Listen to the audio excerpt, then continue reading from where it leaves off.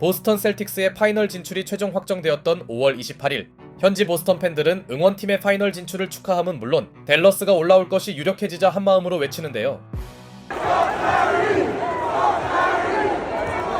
아직까지도 보스턴 팬들의 뜨거운 사랑을 받고 있는 카이리 어빙. 오늘 영상에서는 이번 파이널 매치업의 최고 스토리라인이자 리그에서 가장 사이가 안 좋은 어빙과 보스턴의 악연을 정리해봤습니다. 이 이야기를 위해선 우선 2017년으로 거슬러 가야 하는데요. 클리블랜드가 케빈 듀란트가 합류한 골든스테이트에게 우승을 내준 이후 카이리 어빙이 공식적으로 트레이드 요청을 하는 일이 벌어집니다. 그 이유를 두고 어빙이 르브론의 구단 운영 개입을 싫어했다, 혹은 르브론이 18년에 클리블랜드를 떠날 가능성을 걱정했다는 등 여러 추측들이 오갔지만 역시 가장 강력한 요인은 카이리 어빙은 본인의 커리어를 주도적으로 이끌고 싶었다는 것. 다시 말해 르브론 제임스의 행보에 좌우되는 것이 아닌 자신이 1옵션으로서 팀을 이끄는 모습을 보이겠다는 포부였고, 이에 르브론은 매우 당혹스러운 입장을 밝히는데요. You know, I was wondering if something I could have did better to make him not want to be traded. Is it the way that the season finished, or was it me coming back in the first place? Was it? I don't know. I had so many different emotions go through my head, and try to do whatever I could do to help the kid out, be the best player he can be. You know, be a better leader, be a better scorer, a better defender, a better passer, getting guys involved, a better leader vocally. When he was ready to take over the keys, I was ready to give them to him. 르브론의 당혹감과 달리 어빙은 17년 최고의 트레이드 매물로 떠올랐고, 그를 영입하는 데 성공한 구단은 보스턴 셀틱스였습니다. 트레이드의 주요 골자는 아이제아 토마스와 제이 크라우더였는데요. 당시 보스턴 팬들은 팀을 위해 헌신한 토마스의 이적에 대해서 비록 슬프고 아쉽단 감정을 표현하긴 했으나 전성기 구간에 들어온 어빙의 업사이드가 더 크다 평가했는데요. So Kyrie thinks the world is flat. What do you think about that? I think it's round. I think he needs to go back to school a little bit. Good thing he's a good basketball player. 한편 1라운드 지명권을 내주면서까지 어빙을 영입한 보스턴은 2년 뒤 FA가 될 그를 재계약할 수 있다는 강한 믿음을 과시했고, 어빙 영입이 좋은 평가를 받으려면 2년간의 호성적은 물론 이후 그와의 재계약을 반드시 성공시켜야 했는데요. 그렇게 이적 시장의 주인공이 된 어빙은 기대대로의 모습을 보여줬고, 보스턴은 고든 헤이워드의 시즌아웃이라는 대형 악재에도 불구하고 카이리 어빙과 제이슨 테이텀 그리고 제일런 브라운 등의 활약으로 동부 컨퍼런스 최상위권을 달리고 있었는데요. 다만 어빙의 홀로서기를 방해한 건 부상 변수였습니다. 무릎 부상을 입은 그는 3월 이후 경기에 나서지 못했고, 어빙의 부재 속에 보스턴은 클리블랜드와의 컨퍼런스 파이널에서 7차전까지 가는 대열투 끝에 패배하고 말았죠.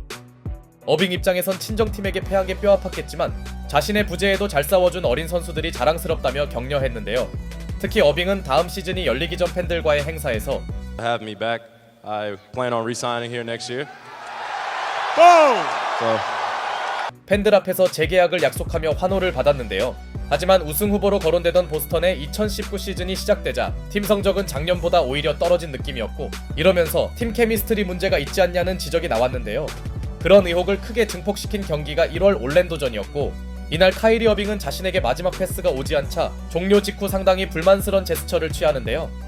사실 이 정도의 강한 동작은 상당히 이례적인 일이었고, 경기 종료 직후 어빙은 인터뷰를 통해 어린 친구들은 우승을 위해 무엇이 필요한지 모른다고 밝혔는데요. 이것이 논란이 되자 승리에 대한 마음이 너무 컸다며 해명했지만 가뜩이나 개인 스탯이 1옵션 기대치에 미치지 못하는 상황에 발언 타이밍이 적절했는지에 대해 분명 논란이 있었고, Call Bron, and tell him I apologize for being that young player that wanted to everything at his fingertips, and I wanted all that, and the responsibility of being the best player in the world and leading a team is something that's not meant for many people. And Bron was one of those guys that came to Cleveland and tried to really show us what it's like to win a championship, and it was hard for him. And I feel like the best person to call was him because he's been in this situation. Cleveland, this is for you. 이제서야 카이리 어빙이 1옵션의 무게를 깨달은 가운데 팬들의 여론이 좋지 않아진 어빙에게 플레이오프는 매우 중요했고, 어빙은 인디애나와의 1라운드 시리즈에선 제 역할을 해줬으나 문제는 밀워키와의 2라운드 퍼포먼스였습니다. 지난 시즌 컨파에까지 올랐던 보스턴은 오히려 어빙이 건강했음에도 밀워키에게 1승 4패로 무기력하게 패배하고 말았고, 어빙은 볼륨과 효율 모든 면에서 팀을 캐리하지 못합니다. 이러다 보니 어빙에 대한 비난 여론은 극에 달하는데요. 결과적으로 그가 시도한 2년간의 1옵션 도전은 실패로 끝났고, FA가 된 어빙의 다음 행선지는 재계약이 아닌 브루클린이었습니다.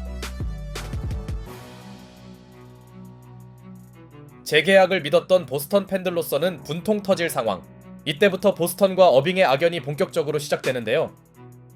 때문에 어빙의 TD 가든 방문은 흥미로운 관심거리였으나 그는 이적 첫 해였던 2020 시즌을 부상으로 날리며 야유를 피합니다. 물론 그래도 보스턴 팬들의 어빙을 향한 조롱은 예상된 일이었죠. 기대를 모았던 어빙의 정식 TD 가든 방문은 2020년 12월이었으나 이때는 야로나 시국으로 관중 출입이 되지 않았고 제임스 하든까지 합류한 브루클린이 엄청난 화제를 모은 동안 공교롭게도 브루클린의 1라운드 상대는 보스턴이었습니다. 하필 어빙과 보스턴 관중의 첫 대면이 플레이오프인 상황. 제일런 브라운까지 시즌 아웃된 보스턴은 브루클린의 상대가 되지 못했고 2승 0패로 앞선 브루클린은 보스턴 홈에서 3차전을 치렀는데요. Number 11, Kyrie Irving. 엄청난 야유 세례에 어빙도 알게 모르게 영향을 받았는지 그는 35%의 저효율로 16득점을 올리는 데 그치며 브루클린의 시리즈 첫 패배 원흉이 되고 말았는데요. 하지만 이날의 극심한 야유를 마음에 담은 어빙은 곧이어 열린 4차전에서는 3점 6개 포함 무려 39점을 쓸어 담았고 덕분에 브루클린은 여유있게 직전 패배를 서력합니다. 게다가 어빙은 종료 직후 보스턴의 상징인 로고를 밟으며 마치 참아왔던 울분을 터뜨리는 듯 했는데요. 이를 보고 참지 못한 한 관중이 어빙에게 물병을 던지면서 자칫하면 선수와 관중 사이 대형 충돌이 벌어질 뻔했습니다. 그만큼 어빙의 로고 밟기 사건은 의미가 매우 컸고 보스턴 팬들의 어빙에 대한 미움은 다음 해에도 이어졌는데요. 22년 3월 테이텀이 진정을 요구했음에도 야유가 멈추지 않자 그동안 직접적인 언급은 없던 그가 한마디 하는데요. Be like that. Well, I know it's gonna be like that for the rest of my career coming in here. So, it's like the scoring girlfriend. Just still hoping for, a text back. And I'm just like. 그렇게 어빙과 보스턴의 감정의 골은 더욱 깊어져갔고 공교롭게도 브루클린과 보스턴은 2년 연속 플레이오프에서 만납니다. 그러나 1년 전과 달리 하든이 빠진 브루클린의 순위가 떨어지면서 브루클린은 하위 시드로서 TD 가든을 방문하는데요. 당연하게도 어빙에 대한 엄청난 야유가 계속되자 꽤나 긁혔는지 그는 관중들에게 가운데 손가락을 꺼냅니다. 이 행동은 분명 잘못된 것이기에 어빙도 해명을 했는데요. I don't want to attack every fan, every Boston fan, but when people start yelling all this stuff, it's but so much you can take as a competitor.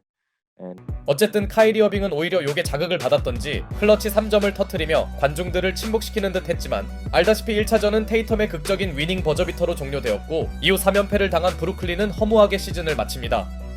결과적으로 보스턴 팬들 입장에선 어빙에게 복수를 한 셈이었죠. 그리고 카이리 어빙이 서부 컨퍼런스 팀인 댈러스로 이적하면서 어빙과 보스턴의 역사는 이제 희석되나 했는데요. 그러나 올해 3월 어빙이 오랜만에 TD 가든을 방문하자 역시나 관중들은 여러 의미로 어빙을 환영해줬고 이에 어빙은 그동안과 다른 태도의 인터뷰를 합니다.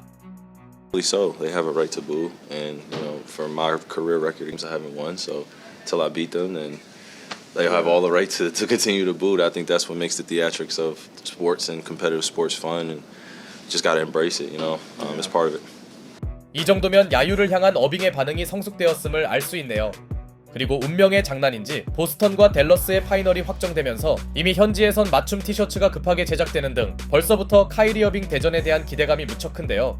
과연 그가 야유를 이겨내고 보스턴 관중들을 침묵시킬지 아니면 보스턴 우승의 희생양이 되며 다른 의미로 보답할지 너무나 궁금해지는 이번 NBA 파이널입니다.